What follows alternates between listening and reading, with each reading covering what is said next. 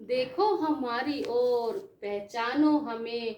हम वही हैं जो धरती पर बाढ़ भेद कर पानी निकाल दिया करते थे।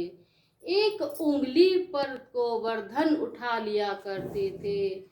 हम ही हैं वही दिलेर जो चक्रव्यूह से वापस लौटने की विद्या सीखे बगैर गए। हम ही वही है जिसके फेंके गए पत्थर पानी में तैर गए। हम मारना भी जानते हैं और बचाना भी जानते हैं। हमने दुश्मनों के लिए फाइटर प्लेन बनाए, और जब जिंदगी की सांस टूटने लगी तो हम ही ने वैक्सीन बनाई और लिख दिया उस वैक्सीन पर, सर्वे भवन्तु सुखिना, सर्वे सन्तु निरामया, सर्वे भद्राणि पश्यन्तु, माँ कश्चित दुख भाग भवेत। अर्थात सभी लोग सुखी रहे, सभी लोग निरोगी रहे, कोई दुख का भागीदार ना बने, सभी मंगलमय घटनाओं को देखें। Happy independence day. आप सभी को 75वें स्वतंत्रता दिवस की हार्दिक शुभकामनाएं। कुछ कहानियां ऐसी होती हैं जो देशभक्ति का जज्बा जगाती हैं, दिलों में जोश भरती हैं, आंखों में आंसू लाती हैं। हमें ये नहीं भूलना चाहिए कि हम सबको आज़ादी कैसे मिली। हम याद करेंगे आज उनको जिन्होंने भारत की आज़ादी के लिए अपने प्राणों का बलिदान दे दिया। तो आज हम बात करने वाले हैं सुभाष चंद्र बोस और भगत सिंह की, जिन्होंने अपने देश के लिए अपने प्राणों को न्यौछावर कर दिया। सुभाष चंद्र बोस का जन्म 23 जनवरी 1897 कटक में हुआ था। स्वतंत्रता संग्राम के ये बहुत बड़े अग्रणी नेता थे और एक बहुत बड़े नेता थे। आपको मालूम है, ये एक सुपर हीरो थे। द्वितीय विश्व युद्ध के दौरान अंग्रेजों के खिलाफ लड़ने के लिए इन्होंने जापान के सहयोग से आज़ाद हिंद फौज का गठन किया। इनके द्वारा दिया गया जय हिंद का नारा भारत का राष्ट्रीय नारा बन गया। तुम मुझे खून दो, मैं तुम्हें आज़ादी दूंगा। इनका ये नारा काफ़ी प्रचलन में आया। भारतवासी इन्हें नेताजी के नाम से संबोधित करते थे।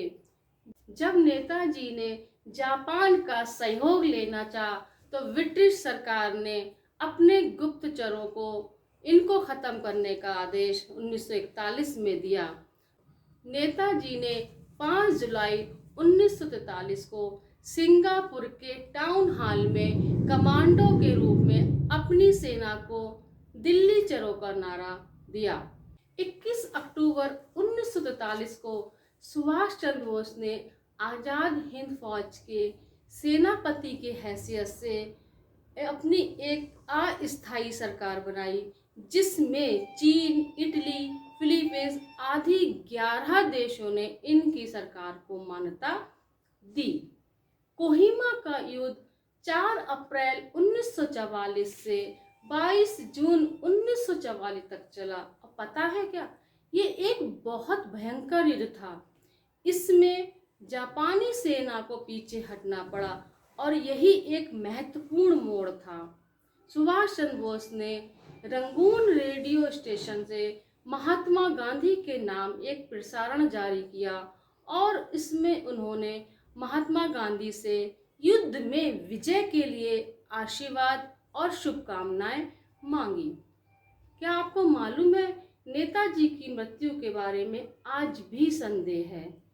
जापान में 18 अगस्त को सभी लोग सुभाष चंद्र बोस का शहीद दिवस बहुत धूमधाम से मनाते हैं।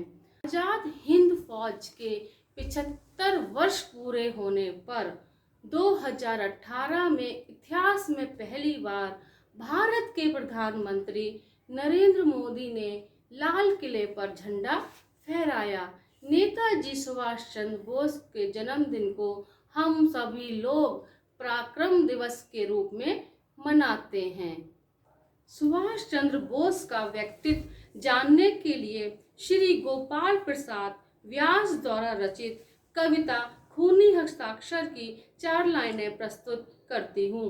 ये कविता बर्मा की उस घटना का जिक्र करती हैं जब आज़ाद हिंद फौज का निर्माण हो रहा था। देश के लिए जीने की श्रद्धा, शक्ति, सामर्थ्य तो सभी में होता है, लेकिन देश के लिए मरने का मादा तो सुभाष चंद्र बोस जैसे बिरलों में होता है।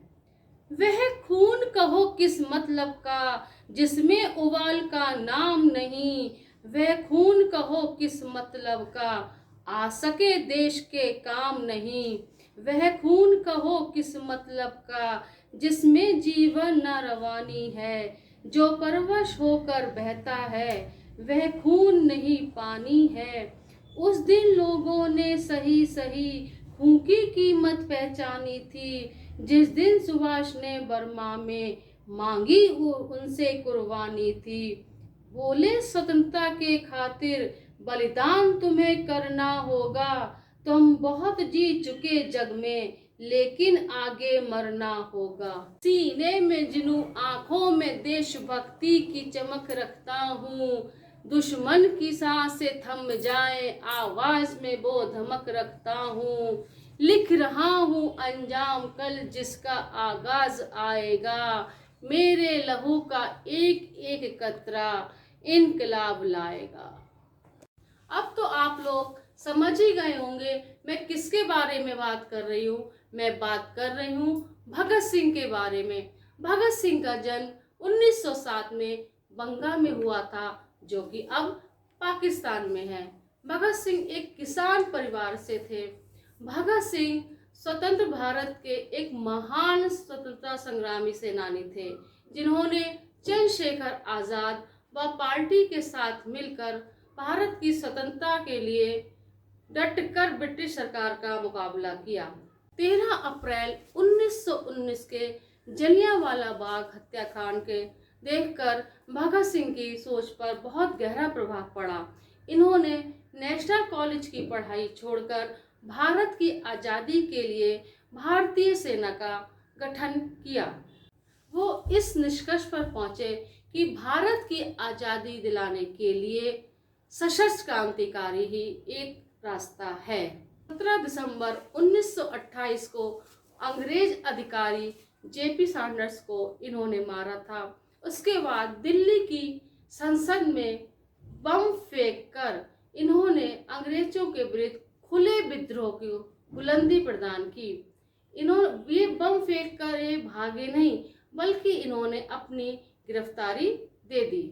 जेल में ये 2 साल रहे और वहां पर लेख लिखकर अपने क्रांतिकारी विचार व्यक्त करते रहे। अंग्रेज सरकार ने 23 मार्च 1931 को इनके 2 साथी राजगुरु और सुखदेव के साथ इन तीनों को फांसी पर लटका दिया।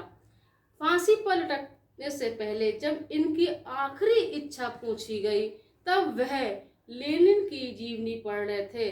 तब उन्होंने कहा कि मुझे लेनिन की जीवनी पूरी करने का समय दिया जाए। हमें आज़ादी दिलाने के लिए बहुत सारे लोगों ने अपने प्राणों का बलिदान दिया। हमें उनके इस बलिदान को कभी नहीं भूलना चाहिए और आज़ादी का सही मतलब समझना चाहिए। अंत में मैं कुछ पंक्तियों के साथ अपनी वाणी को विराम देना चाहूंगी। इसका ताज हिमालय है, जहाँ बहती गंगा है, जहाँ अनेकता में एकता है, सत्यमेव जयते जहाँ नारा है, जहाँ मजहब भाईचारा है, वो वतन भारत हमारा है। जय हिंद, जय भारत।